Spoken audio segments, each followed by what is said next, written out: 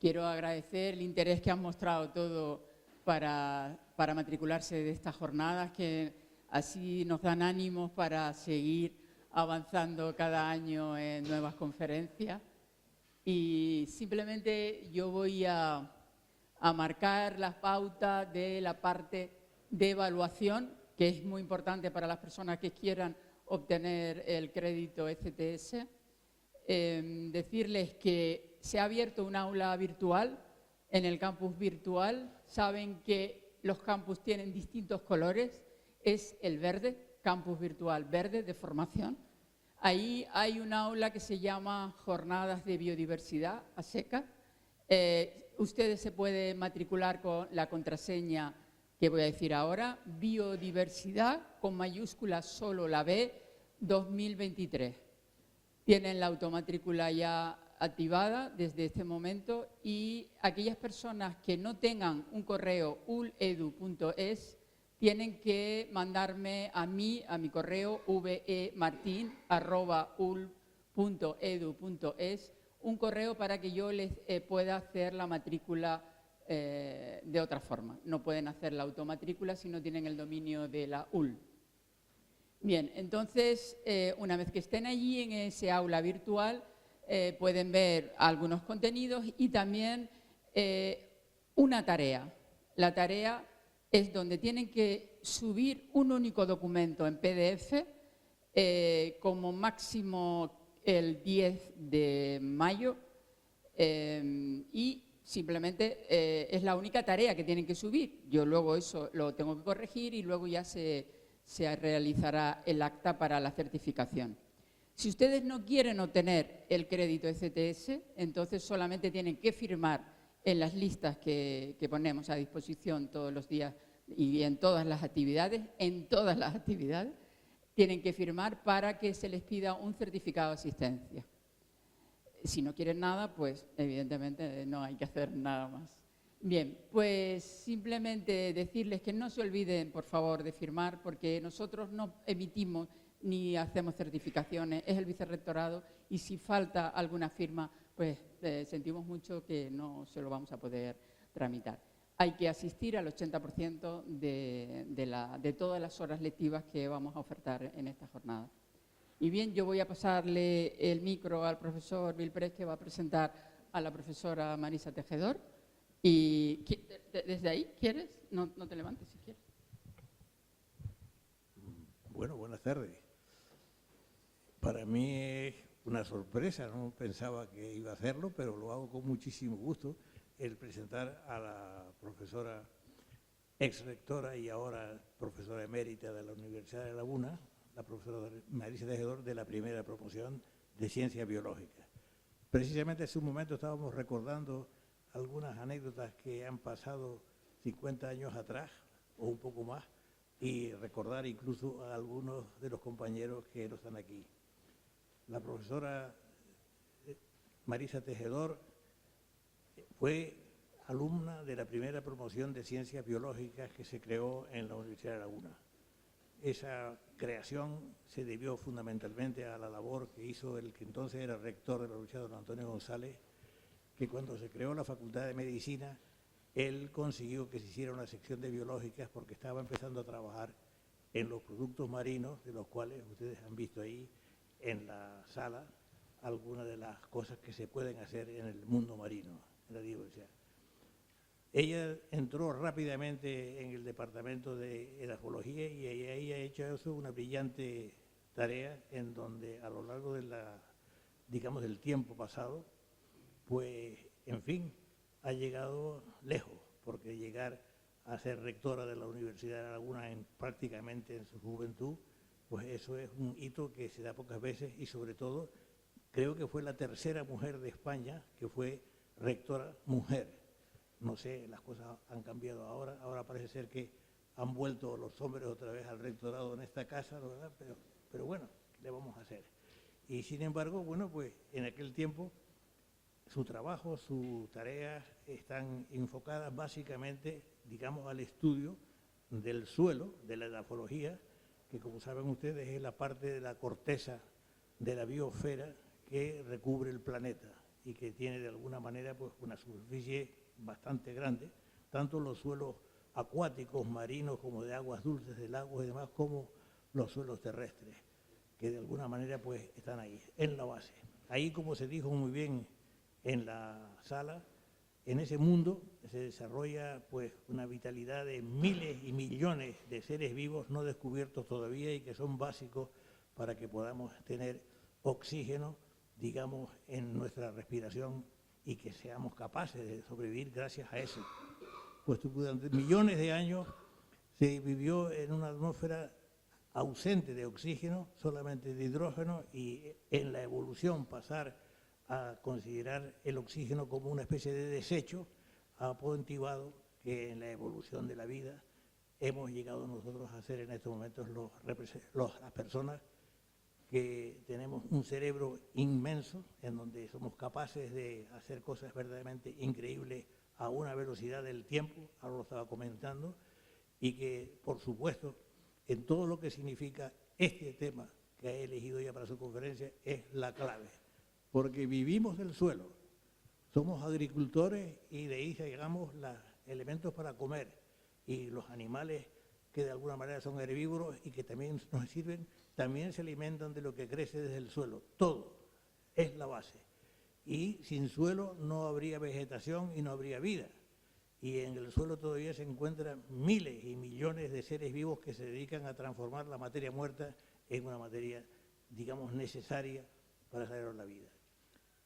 El saludar a Marisa en este aula que al entrar los dos antes evocó viejos recuerdos, está un poco más limpia que cuando yo estudiaba aquí y está un poco más modernizada, pero fueron épocas muy difíciles, pero sin embargo la promoción de ella, la primera, y yo diría que las 10 primeras promociones que yo conozco de la Facultad de Biología han llegado a niveles verdaderamente increíbles, en el sentido de profesional y además, sobre todo, que es lo que comentaba con ella, con aquellos escasos medios, con aquellas deficiencias tan grandes que teníamos y en aquel momento político en donde se acababa la dictadura y empezaba a notarse ya un cambio hacia la democracia, pues en ese mundo, ese curso que en las veces que yo he estado con ellos, lo que me ha sorprendido es cómo se mantiene una unión después de tantos años todavía entre ellos, ha sido yo creo que uno de los éxitos más importantes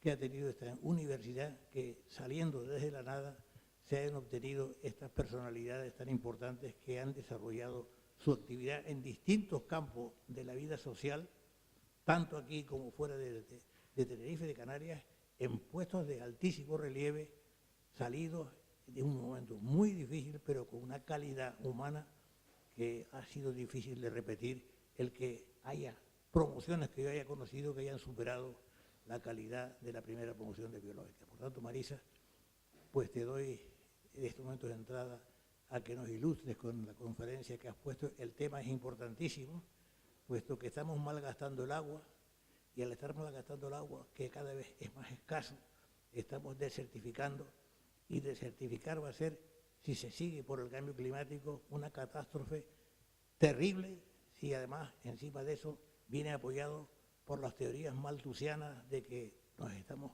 creciendo demográficamente a una gran velocidad y estamos produciendo en el planeta unos daños que no sabemos si somos capaces en el futuro de sobrevivir. Yo pienso que sí, porque la capacidad del cerebro humano es ilimitada y se harán cosas sorprendentes que podrán ustedes quizá ver. Marisa, pues muchas gracias por estar presente aquí. Para mí ha sido un placer hablar de ti. Ya sabes que nos une una especie de feeling y además dentro de 3 días tendré que volver a hablar de ti ya, pero leído en otro sitio, que es en la Academia de Medicina de Canarias, donde vas a ser académica de honor. Vale.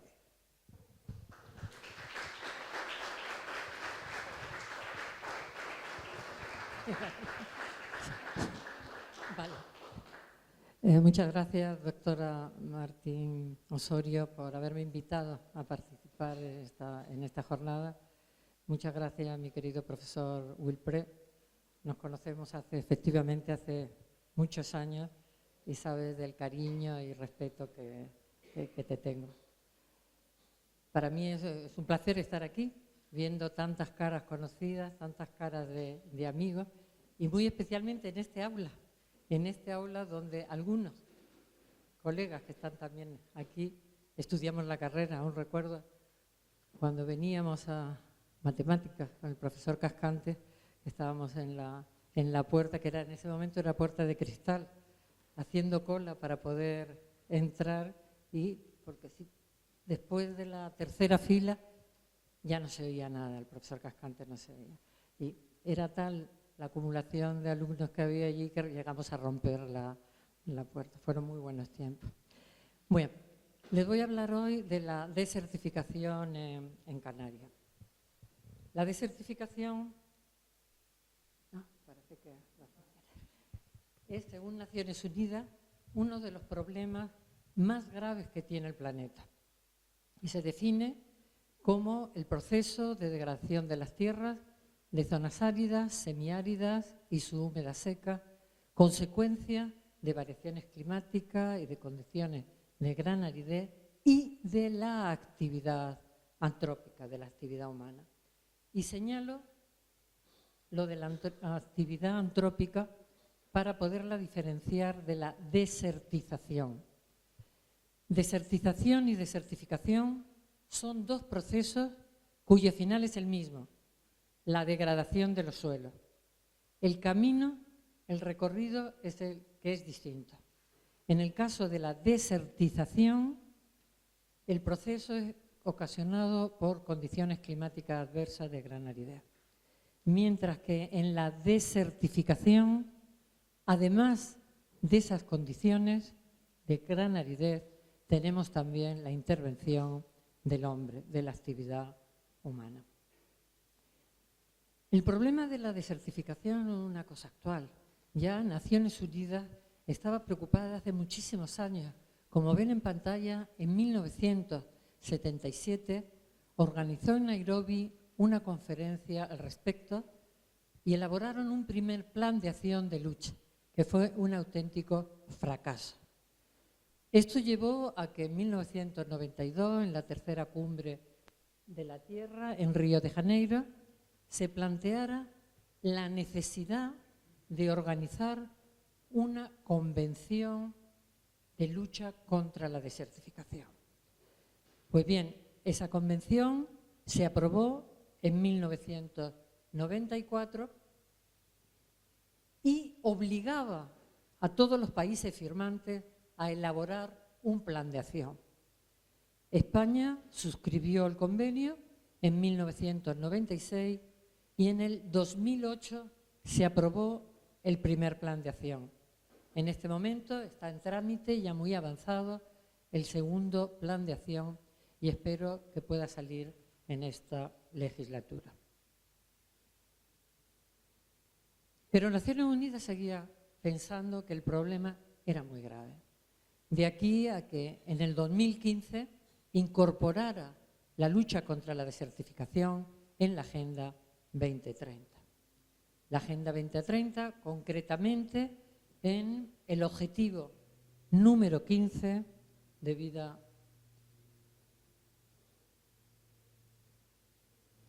ecosistemas terrestres, se dan cuenta, incorpora luchar contra la desertificación, detener o invertir la degradación de las tierras y detener la pérdida de la biodiversidad. Entre otras cosas, porque la degradación de las tierras influye lógicamente en la reducción de la biodiversidad. Desertificación, degradación de las tierras. ¿Pero qué es la degradación de las tierras? Pues es la pérdida de su capacidad productiva, la pérdida de la capacidad productiva de los suelos, que puede ser porque el suelo físicamente se pierde por erosión o que el suelo pierde su calidad para poder producir, porque pierde pues sus características químicas o sus características físicas. Naciones Unidas dice que son zonas áridas, semiáridas, subhúmedas secas, las zonas susceptibles de sufrir el proceso. ¿Qué características tienen estas zonas? Pues son aquellas donde la relación entre la precipitación anual y la evapotranspiración potencial está entre 0,05 y 0,65. Es decir, la cantidad de agua que cae por lluvia a lo largo del año en relación con la cantidad de agua que se pierde está en esa horquilla de 0,05 y 0,65. Según el panel intergubernamental de cambio climático, aproximadamente el 46% de la superficie terrestre corresponde a esta zona de gran aridez. Tienen en el mapa del amarillo, en beige y en rojo esta zona. Aquí distribuido por continente, que el 70% de esas zonas áridas corresponde a África y a Asia. Y si hablamos ya de población,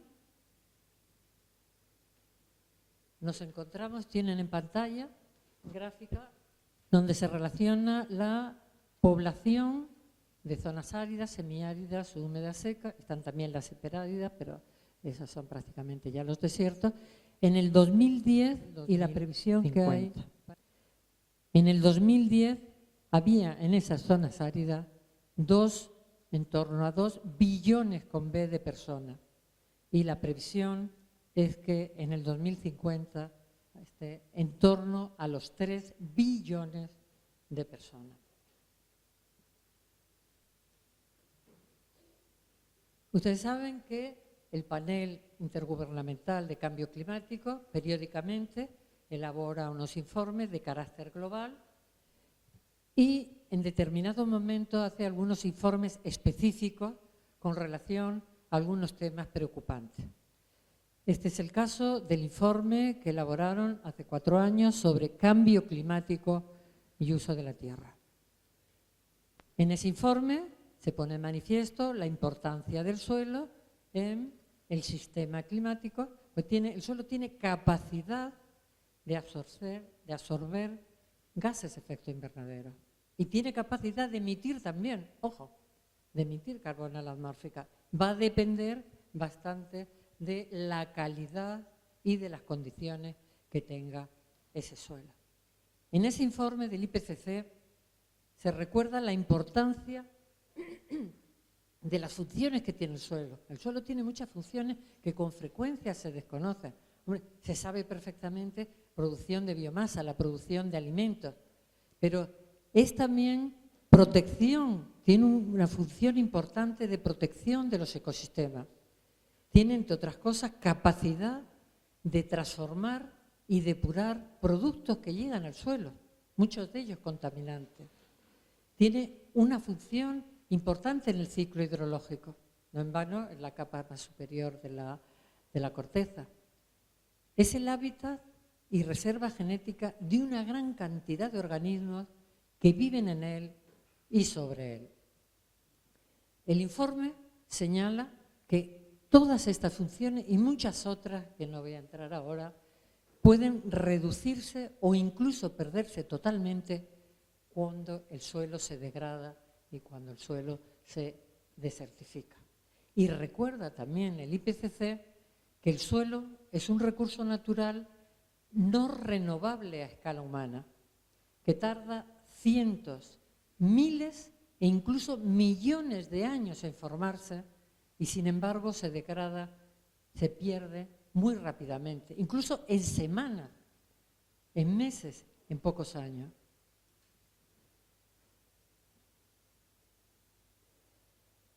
La desertificación es un fenómeno complejo, evidentemente. Es un problema medioambiental, pero es un problema también social y un problema de desarrollo. ¿Por qué es tan complejo la lucha contra la desertificación? Pues es complejo porque están implicados una gran cantidad de sectores. Está implicada la agricultura, la hidrología, la economía, la educación, la ordenación del territorio. Y hay que poner de acuerdo a todos para poder actuar sobre la desertificación. Es necesario realizar un esfuerzo enorme de coordinación. Fíjese simplemente en Canarias. En Canarias las competencias de todos estos sectores tienen competencias el gobierno de Canarias en diferentes consejerías, los cabildos, incluso en los ayuntamientos, actúa sobre estos sectores. De aquí la importancia que tiene de la coordinación entre las administraciones. Porque se puede actuar en uno de los sectores, pero si no se actúa en los demás, hombre, mejor actuar en alguno que no actuar en ninguno, pero bueno, pero no se resolvería o no se contribuiría a reducirlo. ¿Cuál es la situación en Canarias? En Canarias, si las zonas áridas de nuestro archipiélago, que están en rojo, en beige y en verde chillón, la relación que decía antes, precipitación, evapotranspiración potencial, está en torno a 0,06. Si miramos la horquilla de Naciones Unidas, que nos decía que era entre 0,05 y 0,65, nos encontramos que nuestras zonas áridas están en la horquilla más baja, en la zona inferior de la horquilla que marca Naciones Unidas. Y no son solamente ya zonas susceptibles de sufrir el proceso, son zonas, muchas de ellas, que las evidencias de desertificación son bien claras. Aproximadamente el 80% de nuestra superficie tiene susceptibilidad importante a la desertificación. Claro, es diferente en cada isla, el 100% de Lanzarote y Fuerteventura, el 90% de Gran Canaria y en menor proporción en superficie la isla de La Palma. Hemos dicho que son la desertificación, causas naturales y causas antrópicas. Causas naturales, evidentemente el clima, ya lo he comentado, condiciones de gran aridez. Son zonas con lluvias muy escasas, pero concentradas en el tiempo. Hay poca lluvia, pero terriblemente erosiva. Las lluvias de Lanzarote y Fuerteventura generan problemas de erosión importantes porque están muy concentradas en el tiempo.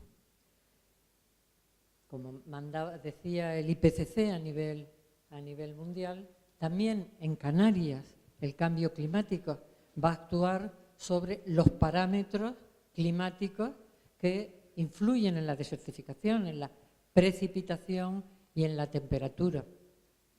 Aquí tienen el doctor Díaz, el catedrático de la Facultad de Física de la Universidad de La Laguna, está realizando unos estudios fantásticos sobre proyecciones en dos periodos de este siglo, a mitad de siglo y a final de siglo, en dos escenarios de emisiones de gases de efecto invernadero, concretamente de nivel medio y de nivel alto, y está haciendo previsiones, proyecciones con la precipitación y la temperatura. En este esquema tienen, en la parte superior, tienen la situación actual. Esto está estimado con datos reales, precipitación con datos reales. En las dos siguientes tienen la proyección a mitad de siglo con los dos escenarios, escenario de emisiones de grado de nivel medio, de nivel alto, y las dos de abajo son las proyecciones a final de siglo con emisiones de tipo medio y de tipo alto. Y lo que se marca aquí es diferencia de pluviometría con relación a la situación, digamos, actual, con datos reales.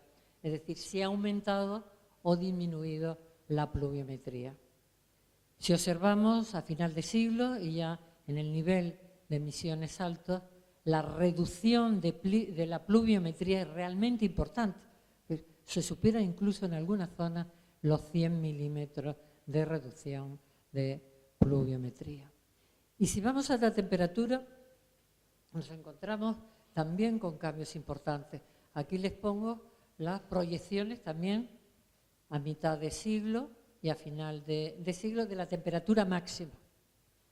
Observen cómo, y aquí bueno, esta es la temperatura máxima en este momento, y con datos reales, y aquí proyecciones, variación de la temperatura con relación a la situación de partida. Observen que a final de siglo, con un escenario de emisión de gases de efecto invernadero, digamos, alto, el aumento de temperatura máxima supera incluso los 4 grados, lo que es una barbaridad. El doctor Díaz continúa haciendo proyecciones, y son unos estudios, están colgados en la red, son realmente interesantes lo que está haciendo, pero llega a conclusión, menos pluviometría y temperaturas más altas, pues se favorece lógicamente la desertificación. Vegetación.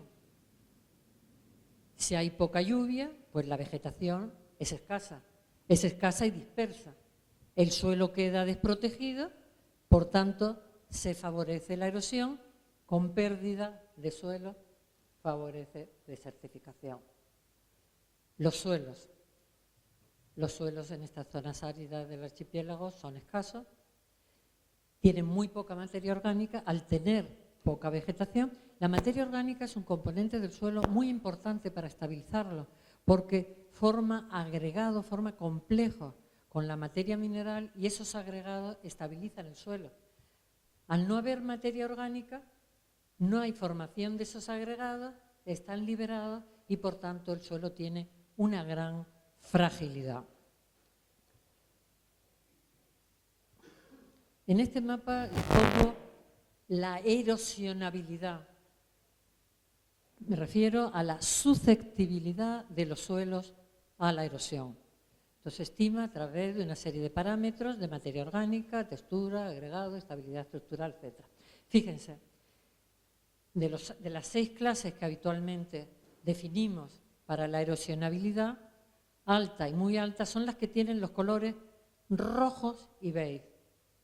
Observen que en las zonas áridas de nuestro archipiélago el color que predomina es evidentemente el rojo y el beige, es decir, que son suelos con una gran susceptibilidad a la erosión.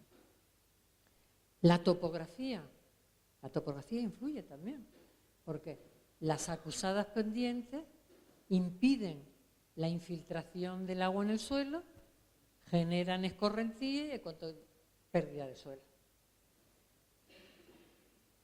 Aquí les pongo en esta tabla diferentes horquillas de pendientes en cada una de las islas. Por encima de 3% de pendiente ya hay movimientos superficiales. Por encima de 3%, que muchas veces no es nada. Les he marcado aquí, he separado pendientes superiores al 10%, el porcentaje que ocupa en cada una de las islas. Fíjense, Lanzarote y Fuerteventura, que siempre hablamos de islas muy llanas, pues el 50% de la superficie de Fuerteventura tiene pendientes superiores al 10%. Es decir, que si no se hacen abancalamientos, terrazas, pues la pérdida de suelo es evidente. Causas antrópicas, estas son tremendas. Las causas antrópicas que favorecen la desertificación es, en definitiva, un manejo inadecuado del suelo, no es otra cosa. Pero puede ser por motivos variados, unos relacionados con las características superficiales del suelo, el sobrepastoreo, la deforestación, los incendios, o relacionados con la agricultura intensiva, el abandono de los agrosistemas tradicionales, el manejo inadecuado del riego, incremento también de la población, aumento de infraestructuras con el sellado del suelo. Vamos a comentar algunos. El sobrepastoreo. El sobrepastoreo, ustedes saben que cuando la densidad del ganado supera la capacidad de carga de los pastizales. El sobrepastoreo actúa sobre la vegetación y sobre el suelo. Sobre la vegetación, pues, porque el ganado se come la vegetación y desprotege al suelo y, por tanto, favorece los procesos erosivos. Y directamente al suelo, el pisoteo del ganado produce su compactación y, por tanto, impide la infiltración del agua en el suelo. Los incendios. Los incendios, estos son datos de un incendio de la isla de La Gomera. Hace un momento les comentaba la importancia de la materia orgánica para la estabilidad del suelo. Si no hay materia orgánica, pues no hay formación de agregados y las partículas del suelo se pueden rápidamente arrastrar. Aquí tienen, en dos horizontes, en dos capas del suelo, el contenido de carbono en el suelo, en esa capa, antes del incendio y después del incendio. Es decir, el incendio produjo la combustión de la materia orgánica. Y al no haber esa materia orgánica, no hay esos agregados y, por tanto, en las primeras lluvias, que es lo que les marco en la segunda gráfica, el contenido de sólidos en las 3 primeras lluvias después del incendio. En amarillo, la cantidad de sólidos en la agua de escorrentía de las cuencas quemadas y en rojo en las cuencas no quemadas. Es decir, estos sólidos que llevan esas aguas, es suelo, es pérdida evidentemente de suelo, es decir, que hay una relación directa entre la pérdida, la reducción de materia orgánica y la erosión, la pérdida de suelo. La agricultura intensiva. Está basada la agricultura intensiva en el uso, como saben, indiscriminado de fertilizantes y fitosanitarios. Es evidente que a corto plazo el uso de fertilizantes y fitosanitarios mejora la producción, la rentabilidad, es decir, que no hay duda, pero a medio y corto plazo, a medio y largo plazo se va produciendo la salinización y sodificación del suelo, se van deteriorando las propiedades químicas y físicas y llegará un momento que será imposible cultivar. Tengo que decirle que en los últimos años ha salido una serie de normativas y el uso se está reduciendo, por lo menos de forma indiscriminada, el uso de fertilizantes y fitosanitarios, que por otra parte no solamente degradan el suelo, sino que también las aguas subterráneas. Tenemos aquí ejemplos de valles, la parte baja del Valle de la Orotava, sin ir más lejos, donde la cantidad de nitratos que tienen esas aguas por la contaminación de esto. Y antes, con el sobrepastoreo, se me olvidó comentarle que se ha hecho una importante labor de estabulación en los últimos años, si bien todavía queda mucho ganado suelto. El caso, por ejemplo, en Fuerteventura, el ganado de costa de los valles del sur, pero ahí habrá que llegar a algún con una tradición que hay, que son las apañadas.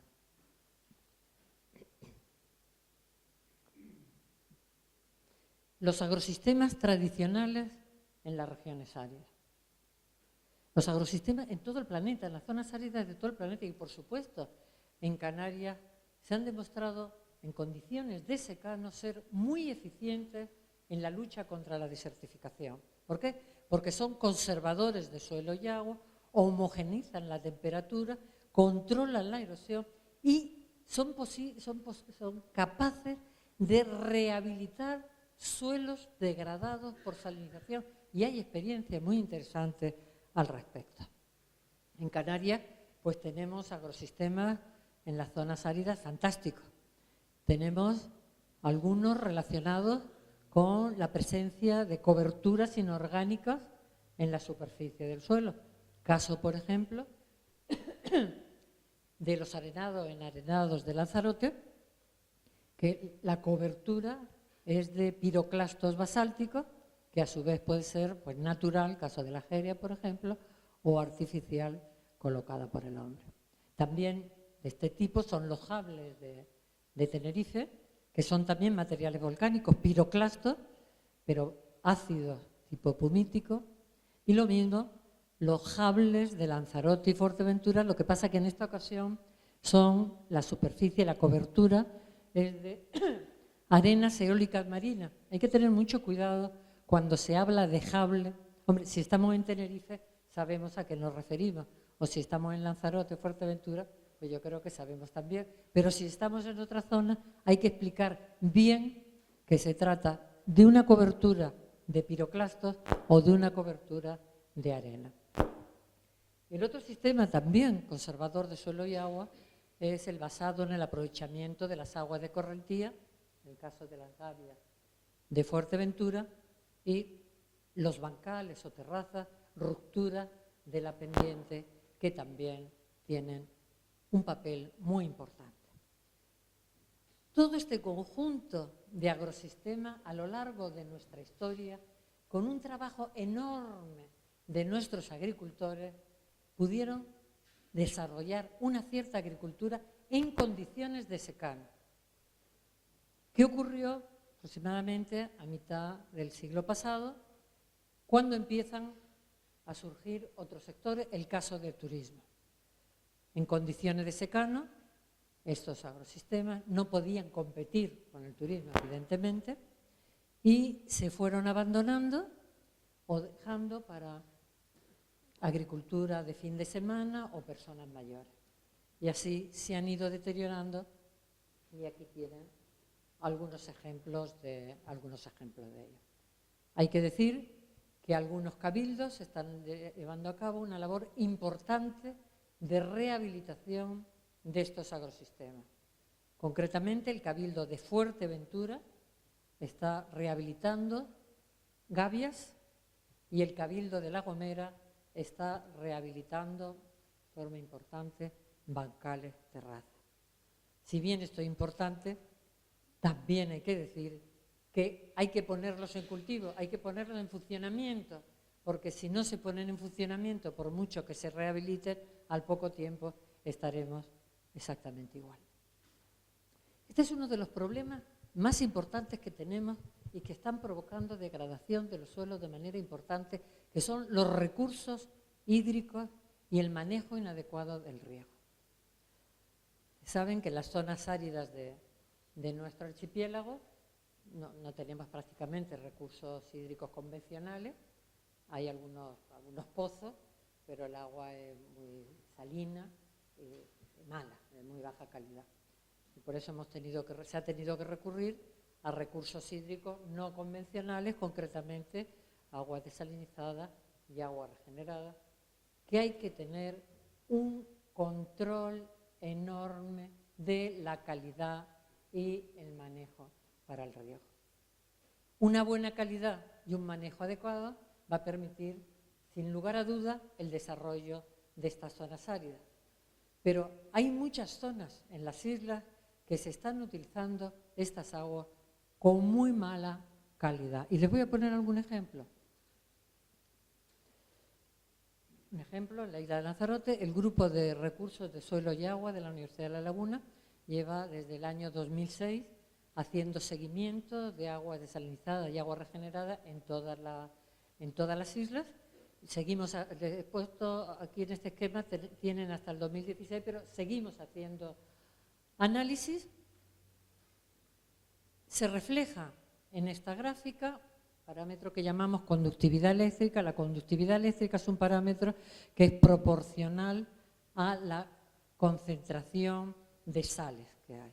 Es decir, si este valor es alto, quiere decir que esas aguas pues tienen una concentración de sales elevada. Les he puesto este límite rojo, por encima del cual la cantidad de sales que tiene ese agua no sería adecuada para el riego, porque podría provocar la salinización del suelo y su degradación. Pero fíjense además, no solamente en esta zona, en esa estación depuradora, la cantidad supera siempre ese valor, sino fíjense la irregularidad de los valores. Es que nosotros preferimos que aunque el agua sea mala, si es regular, se puede sugerir formas de manejo, pero si es muy irregular, es muy difícil sugerir un manejo adecuado. ¿Qué es lo que pasa con los suelos que se están regando con esta agua que tiene concentraciones elevadas de sales? Aquí le pongo dos capas de un suelo de 0 a 10 centímetros y de 10 a 30 centímetros. Les pongo 6 fincas en las cuales hay parcelas regadas y parcelas no regadas. Las parcelas regadas, la concentración en el suelo pues la tienen en rojo, y las parcelas regadas, pegadas unas de otras, observen cómo la cantidad de sales en el suelo se está aumentando considerablemente. Pero es que está aumentando y ya estamos hablando de riegos que llevan 5 o 6 años, no llevan más. Fíjense cómo están empezando a superar los 4 decisiemens metros de conductividad, a partir del cual normalmente se considera que puede haber ya restricción para determinada especie. Pero es que hay otro elemento que no incorporé en la calidad del agua, de la mala agua que les decía antes, que es el boro. El boro es un elemento que es necesario para las plantas, pero por encima de un determinado nivel de boro en el suelo se puede producir toxicidad. Lanzarote y Fuerteventura, el agua de abasto, saben, es agua desalinizada, casi el 100%, que procede del agua de mar, y ese agua desalinizada es la que luego pues, se depura y se regenera. ¿Qué pasa? El boro procede del agua de mar y el agua tiene memoria, es decir, que no se elimina bien ese boro ni en la desalinización ni en la depuración y regeneración. Y nos encontramos como lo que tienen en esta gráfica, concentración de boro. Este es el límite por encima del cual, de boro en el suelo, por encima del cual puede empezar a plantearse problemas de toxicidad en las plantas. En verde está la concentración de boro en suelo regado y en azul en suelo no regado. Poco les puedo decir que en los suelos regados se superan con creces esta concentración. Pero ojo, también tengo que decir que con estos valores de boro ya tendríamos que haber visto toxicidad en las plantas. Y no, de momento no hemos observado, porque los suelos volcánicos tienen una capacidad de fijación del boro y de otros aniones tremenda. Y mientras mantenga esa capacidad, pues, pero llegará un momento que se saturen y habrá problemas. Definitiva. El riego con recursos hídricos no convencionales, y concretamente me refiero a las aguas regeneradas ahora, si la calidad es buena, va a producir un mayor rendimiento, mayor producción y mayor densidad de cultivo. Ahora bien, si la calidad y manejo no es adecuada, ¿qué va a pasar? Que se va a ir degradando poco a poco el suelo, empezará con una restricción de cultivo, disminución del rendimiento, imposibilidad de cultivar. Hay algunos agricultores en Lanzarote que me dicen, se me está bajando ya después de 5 años la producción, y me dice, el suelo lo noto que se me está ensalitrando. Es decir, que muy claro lo que... Con esto estoy diciendo que no se utilicen estas aguas, no me entiendan mal, ni mucho menos. El futuro de las regiones áridas de nuestro archipiélago pasa obligatoriamente por el uso de las aguas regeneradas. Pero ojo, lo que sí estoy diciendo es que sea con una calidad y un manejo inadecuado. Y para ahí están las administraciones, que son las que tienen que hacer los seguimientos a las empresas responsables de la regeneración. ¿Se pueden tomar medidas de lucha contra la desertificación? Evidentemente que contra el clima lo tenemos muy complicado, pero sí en las actividades de tipo antrópico. Naciones Unidas indica que todos los planes de acción de lucha contra la desertificación deben tener líneas de actuación en 3 ámbitos. La prevención y o reducción de los procesos de degradación del suelo, líneas de actuación en rehabilitación de suelos que estén ya parcialmente degradados y recuperación de suelos que hayan ya sufrido avanzada desertificación. Hace unos 6 años, un grupo de investigadores de la Universidad de La Laguna, formado por biólogos, químicos, agrónomos y economistas, elaboraron el Plan Estratégico de Lucha contra la Desertificación en Canarias y propuestas de medidas prioritarias. En ese plan se fijaban 6 ejes prioritarios. En cada uno de los ejes se definieron diferentes programas y en cada uno de los programas se fijaron acciones a realizar. Esos ejes prioritarios fueron planificación y gestión del suelo y programas relacionados pues, con la agricultura, el ámbito forestal, la ganadería. Planificación y gestión de los recursos hídricos. Ahí se hacía, entre muchas cosas, hincapié las administraciones, seguimiento de la calidad de las aguas que no se están haciendo. Bueno, hay zonas que sí, por ejemplo, en Valleguerra, la depuradora, la estación experimental de Valleguerra, que hace poco se ha puesto en funcionamiento, está obteniendo una calidad de agua regenerada fantástica. Se está haciendo el seguimiento de los suelos regados con esas aguas y no tienen ningún tipo de problema. Es decir, que hay zonas donde está funcionando bien y zonas donde no está funcionando. Programas relacionados con las infraestructuras, con la ordenación urbana, con la gestión de residuos, con el turismo y comercio. Una línea que consideramos muy importante, sensibilización, educación y formación. Y, por supuesto, investigación. No voy a entrar en cada uno de ellos, pueden entrar en Internet y encontrar el plan, pero sí voy a comentar en el ámbito del programa primero de gestión del suelo en el sector agrícola, que se ponen muchas acciones.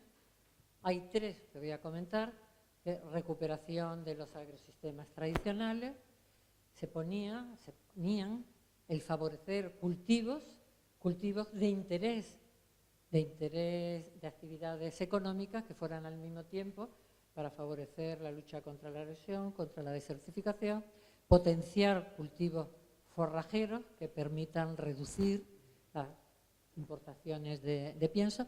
En el primer caso, pues se están haciendo actuaciones, como les comenté antes, el Cabildo de Fuerteventura, el Cabildo de La Gomera están realizando acciones importantes en esa acción 113.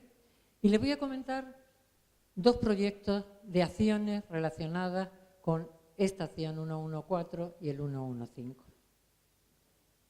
El primero, todos son de recuperación de suelos en zonas desertificadas. Este primero me refiero a cultivo de jatropha con recursos hídricos no convencionales que, entre otras cosas, llevaba a la producción de biodiesel.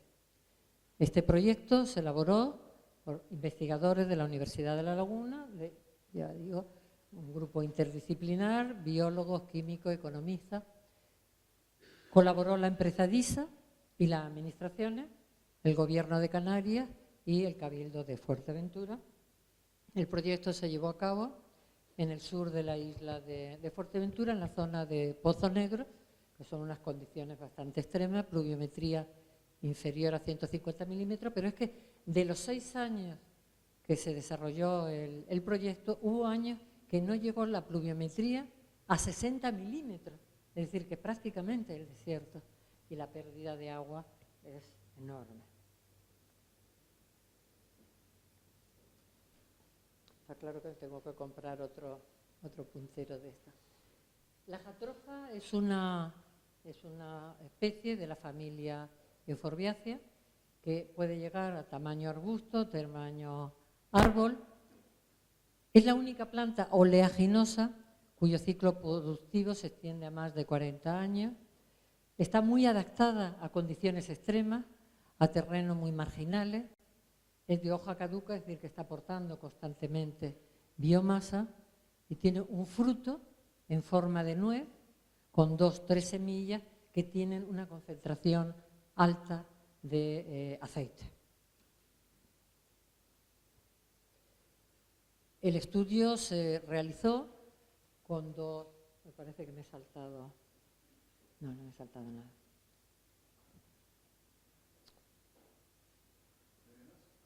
No, tenemos problemas con el puntero, pero bueno. Se preparó el terreno, se utilizaron suelos los dos suelos característicos de Fuerteventura, de gavias y de fondo de barranco. Hubo que hacer en algún caso un despedregado.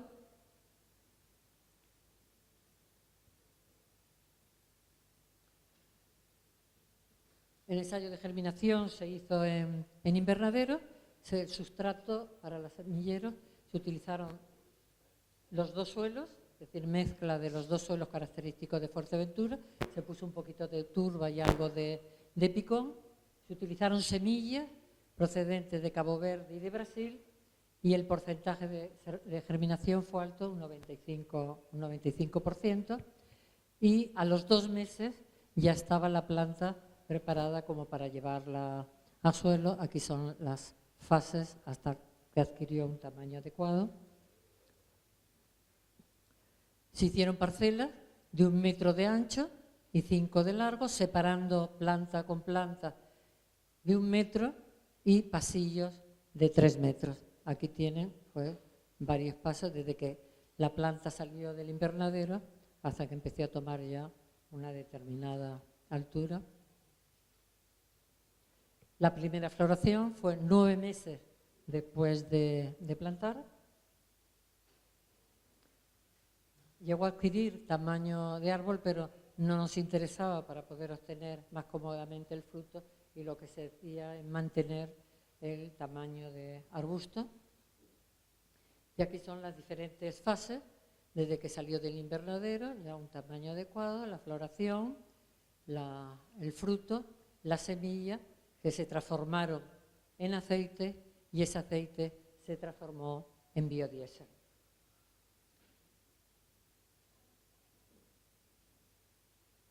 Es un proyecto que se utilizaron al final 32 variables, porque eran 2 tipos de suelo, 2 procedencias de jatrofa, 2 tipos de agua, 2 tipos de riego, riego superficial, riego subterráneo. Es decir, que se obtuvieron semillas de 32 situaciones distintas.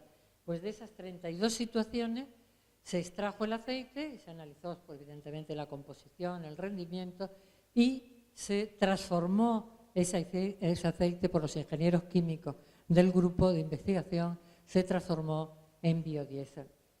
Tengo que decirles que de la mayor parte de las variantes que se usaron, las características del biodiesel eran acordes con las normas que están en el mercado para ponerlo efectivamente en el mercado, cumplían las características. Y fue muy importante el trabajo de los economistas, el estudio socioeconómico que realizaron. Es un proyecto de investigación, desarrollo e innovación que, como les dije antes, interdisciplinar, y también relaciona la universidad con el mundo exterior. Se puede trabajar perfectamente la universidad con el mundo de la empresa, DISA, y con las administraciones, el Gobierno de Canarias, la Administración Insular de Fuerteventura. Y los objetivos eran muy distintos dependiendo de los intereses de cada uno. En la empresa, el interés era la producción de biodiesel. Para nosotros, fundamentalmente, era de carácter medioambiental, la recuperación de suelos degradados, la lucha contra la desertificación, la puesta en funcionamiento de agrosistemas tradicionales. Para los economistas, pues el impacto socioeconómico del proyecto, tanto en la isla de Fuerteventura como en el conjunto del archipiélago, y para todos, por supuesto, la importancia de la transferencia de conocimiento a otras regiones del mundo. No se ve muy bien, pero bueno, esta es la situación del suelo al principio del proyecto. Después del proyecto, por lo menos, si notan el enraizamiento, notan ya incluso el color, que es de color mucho más oscuro, hay incorporación de materia orgánica, hay formación de agregados, un suelo que ya tiene una cierta estructura. Estamos hablando de 6 años.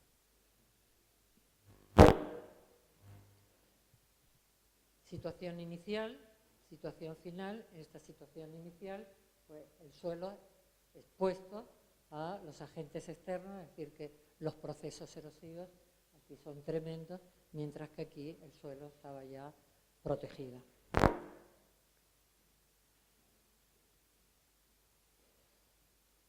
Dentro de la acción 115 se está desarrollando otro proyecto de mucho interés, que es cultivo de alfalfa con recursos hídricos no convencionales, una variedad característica de Fuerteventura, En este momento se están importando a Canarias, pienso, por valor de muchos millones de euros, pero muchos millones de euros, pudiéndose cultivar variedades locales de manera clara. Aquí tienen un ejemplo, también en la misma zona del sur de Fuerteventura, se están regando con agua regenerada y desalinizada, también es de investigación, por eso hay muchas variedades, y se está en contacto con ganaderos para que sirvan este forraje de pienso concretamente para cabras.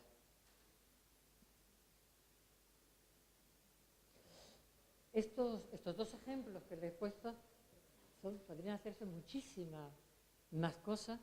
Ponen de manifiesto que los suelos abandonados, desertificados, en riesgo de ellos, pueden recuperarse y obtener rendimiento de ellos, porque además pueden actuar positivamente frente al cambio climático, evidentemente disminuyendo emisiones y captando carbono. Y termino como empecé, con lo que dicen Naciones Unidas, que la desertificación es uno de los problemas más graves que tiene el planeta. En Canarias es un problema importante. Hay evidencia clara del proceso. También es evidente que este proceso se incrementará con el cambio climático. Y creo que todos debemos ser conscientes de ello, porque me da la sensación de que no lo somos. Y con esto pues ya termino. Muchas gracias.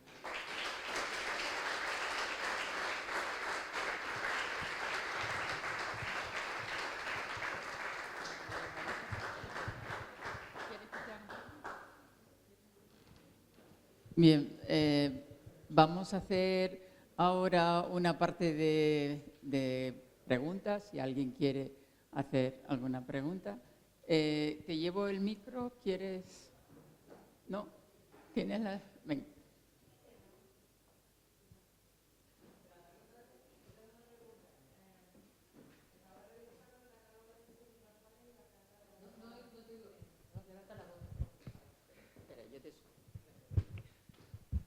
Hola, buenas tardes.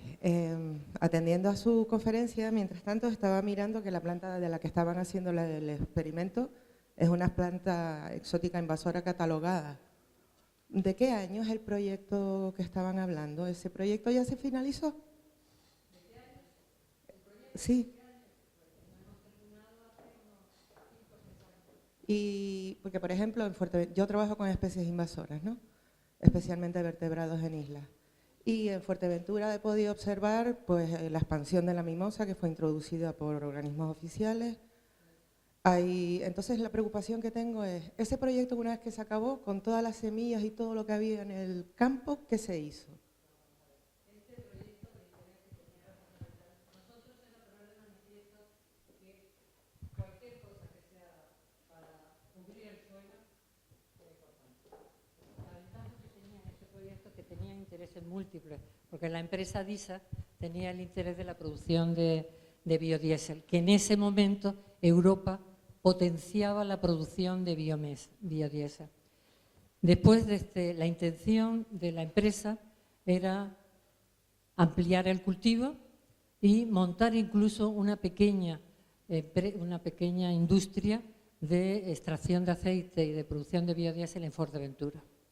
Pero es aquí que cayó en desgracia el biodiesel y entonces la empresa perdió el interés. Pero igual que la jatrofa se pueden hacer otras, se pueden plantar otras especies.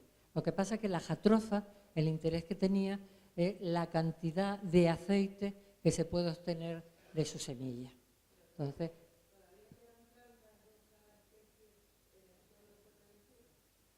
de nuestro proyecto no, pero sí hay, me consta, agricultores que nos han pedido información que están montando jatrofa.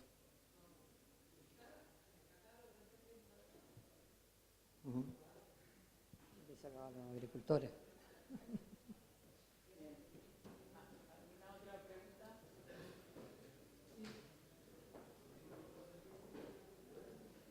Yo no digo aquí nada. Sí,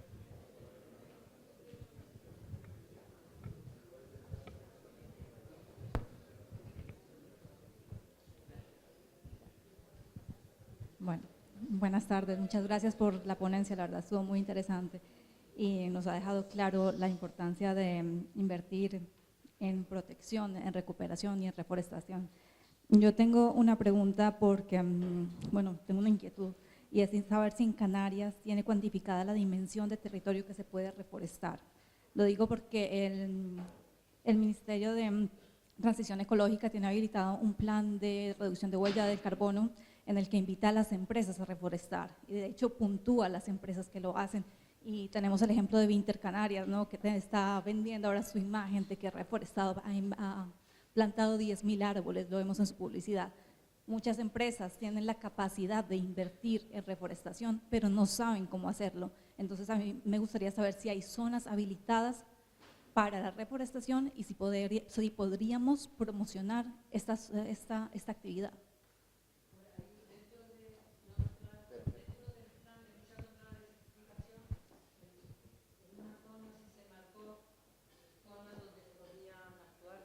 Pero la Consejería de Medio Ambiente, en una dirección general, se han hecho planes para reforestación. Si tiene planes donde se marca la reforestación y además intentan potenciar sobre todo las especies canarias. ¿Sí? Existe, vamos. Si entra en la Consejería de Medio Ambiente, en la Dirección General de Temas Forestales, allí lo puede encontrar. Muchas gracias, Marisa, por tu excelente conferencia y por tu disponibilidad para este día. Muchas gracias.